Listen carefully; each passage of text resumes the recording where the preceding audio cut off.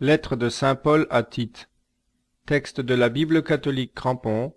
Enregistrement par mission-web.com. Chapitre 1. Paul, serviteur de Dieu et apôtre de Jésus-Christ, pour prêcher la foi aux élus de Dieu et faire connaître la vérité qui conduit à la piété et donne l'espérance de la vie éternelle, promise dès les plus anciens temps par Dieu qui ne ment point, et qui a manifesté sa parole en son temps par la prédication qui m'a été confiée d'après l'ordre de Dieu, notre Sauveur, à Tite, mon véritable enfant en la foi qui nous est commune, grâce et paix de la part de Dieu le Père et du Christ Jésus notre Sauveur. Je t'ai laissé en Crète afin que tu achèves de tout organiser, et que, selon les instructions que je t'ai données, tu établisses des anciens dans chaque ville. Que le sujet soit d'une réputation intacte, mari d'une seule femme, dont les enfants soient fidèles, et ne passe point pour être débauché ou insoumis.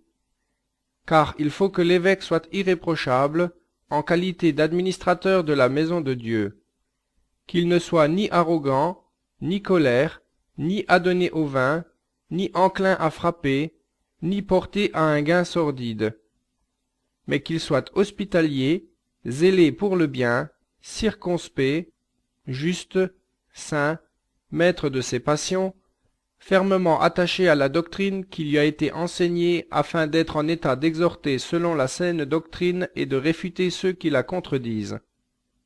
Car il y a, surtout parmi les circoncis, bien des gens insubordonnés, vains discoureurs et séducteurs des âmes.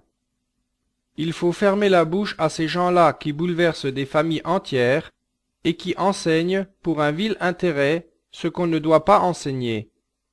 Un de leurs compatriotes, un prophète à eux, a dit « Crétois toujours menteur, méchante bête, ventre paresseux ».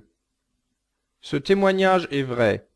C'est pourquoi reprends-les sévèrement, afin qu'ils aient une foi saine, et qu'ils ne prêtent pas l'oreille à des fables judaïques et aux prescriptions de gens qui se détournent de la vérité.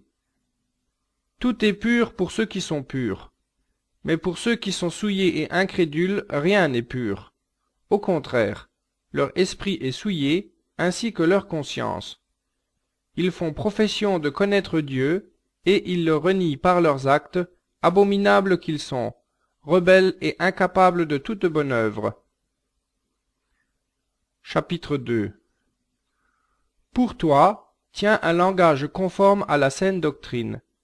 Dis aux vieillards d'être sobres, graves, circonspects, saints dans la foi, dans la charité, dans la patience.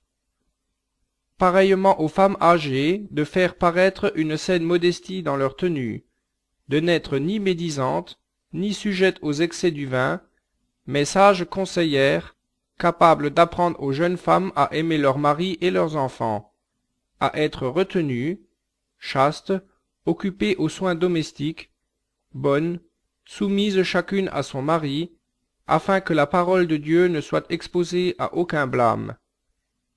Exhorte de même les jeunes gens à être sages, te montrant toi-même à tout égard un modèle de bonnes œuvres, mettant dans ton enseignement de la pureté, de la gravité, une parole saine et irréprochable, afin de confondre nos adversaires qui n'auront aucun mal à dire de nous. Aux esclaves, recommande d'être soumis à leurs maîtres, de leur complaire en toutes choses, de ne pas les contredire, de ne rien détourner, mais de montrer toujours une fidélité parfaite, afin de faire honneur en toutes choses à la doctrine de Dieu, notre Sauveur. Car elle s'est manifestée la grâce de Dieu, source de salut pour tous les hommes. Elle nous enseigne à renoncer à l'impiété et aux convoitises mondaines, et à vivre dans le siècle présent avec tempérance, justice et piété, en attendant la bienheureuse espérance et l'apparition glorieuse de notre grand Dieu et Sauveur Jésus-Christ, qui s'est donné lui-même pour nous, afin de nous racheter de toute iniquité et de se faire, en nous purifiant, un peuple qui lui appartienne et qui soit zélé pour les bonnes œuvres. Voilà ce que tu dois prêcher, recommander et revendiquer avec une pleine autorité. Que personne ne te méprise. Chapitre 3. rappelle aux fidèles le devoir d'être soumis aux magistrats et aux autorités, de leur obéir, d'être prêts à toute bonne œuvre, de ne dire du mal de personne, d'éviter les contestations, mais d'être condescendant et de témoigner la plus grande douceur à l'égard de tous les hommes.